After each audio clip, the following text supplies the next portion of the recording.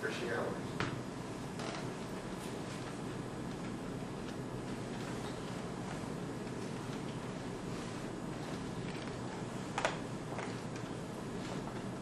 Okay,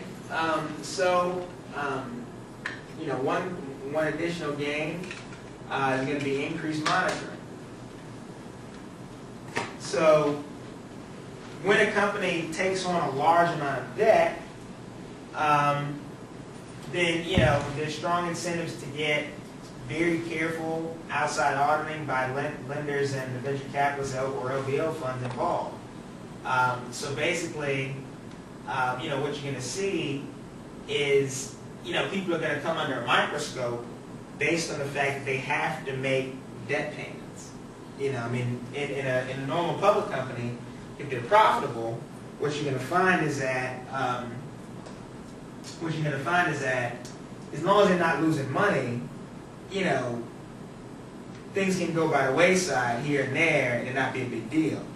If you're levered up such that you have just enough cash flow, that you have modeled out the exact amount of cash flow that you need to survive as a company, and you know, and you put as little money into the transaction, as much debt as possible, then it creates a discipline, you know, that says this has to work. It's just like borrowing money to start a business.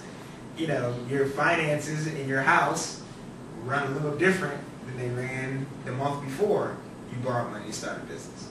It's just that simple. It creates a specific discipline.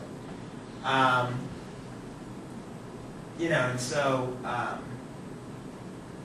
you know, this kind of stuff can eliminate some of the conflicts that exist now between bondholders and between stockholders and bondholders. You know, because a lot of times, in a typical situation, the bondholder is just interested in the company making enough to pay the interest.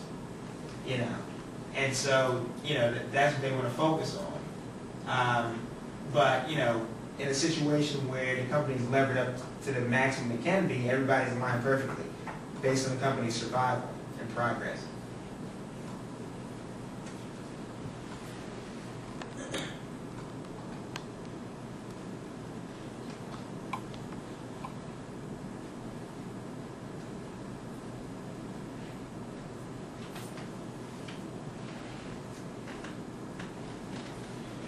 Okay, in terms of, again, coming back to the concept of free cash flow, when the firm's actual growth rate is less than its sustainable growth rate, cash accumulates within the corporation.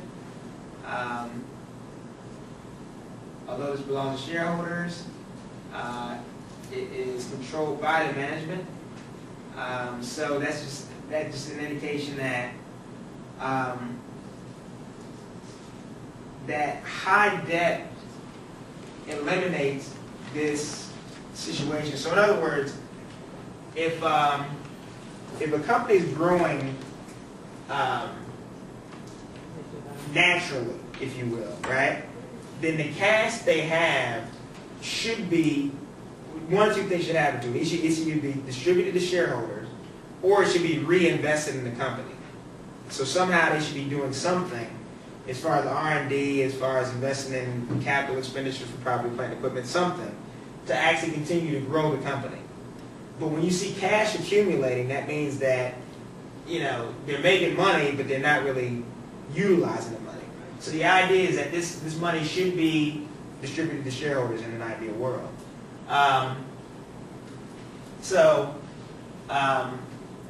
You know, the argument here is basically that, you know, when the debt is higher, it limits, you know, that kind of accumulation, you know. And basically everything is either paid out to those equity holders or paid to, you know, utilize to pay down debt.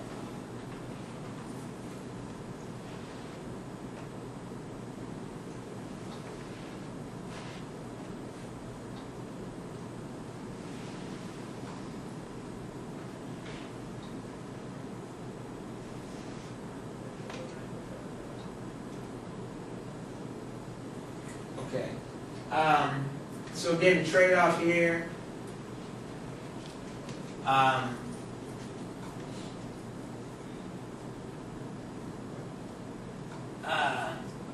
let's actually go back to that.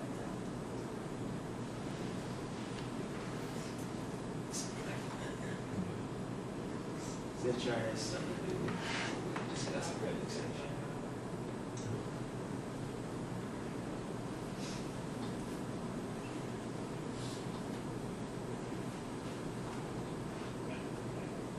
Okay.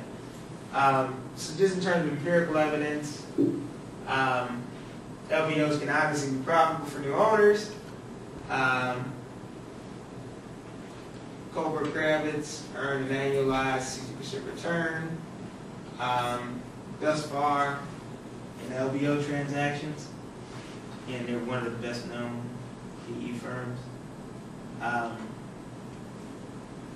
So in terms of potential conflicts of interest,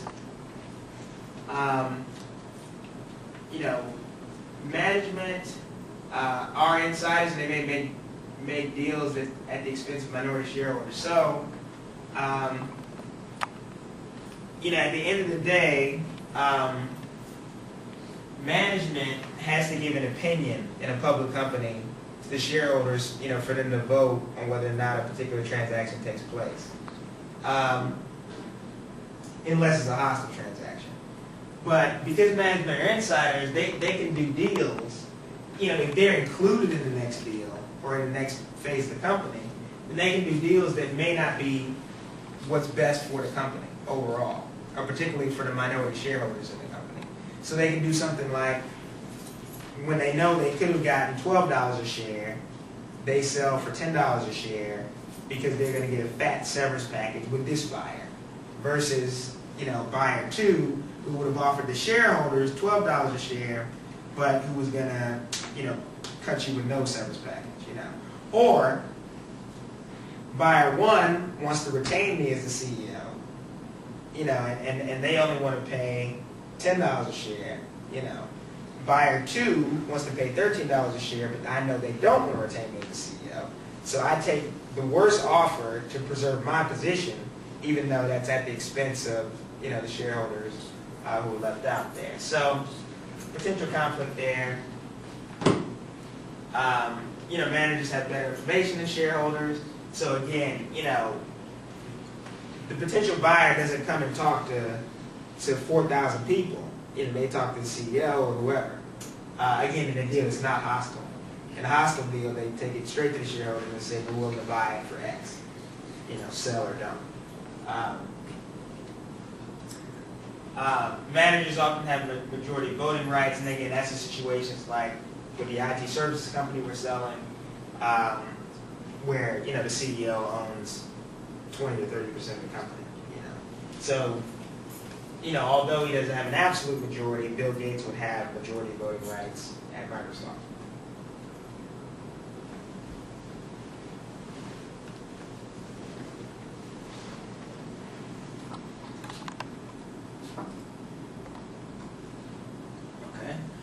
Just some information about minority shareholders.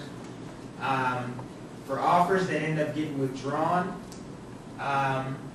the average price increase would be about 9%. So it's actually usually a good thing for an offer to be made, even if it doesn't close, because again, people, the price tends to approach what the offer price is, because people assume that that's what the company's going to be sold for, and that's what the stock is sold for. So, if you're a shareholder that's just holding the stock of a company that's in play, as it were, then it's usually a benefit for you. So minority shareholders overall do benefit from LBOs.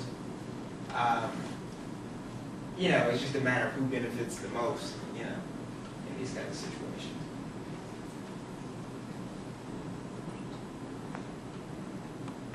Got a question. Yes. If somebody does, if an LBO firm does own less than 5%, so they didn't have to make the announcement, they make the announcement, the stock shoots up 20%, they withdraw their bid, it's up 10%. Yes.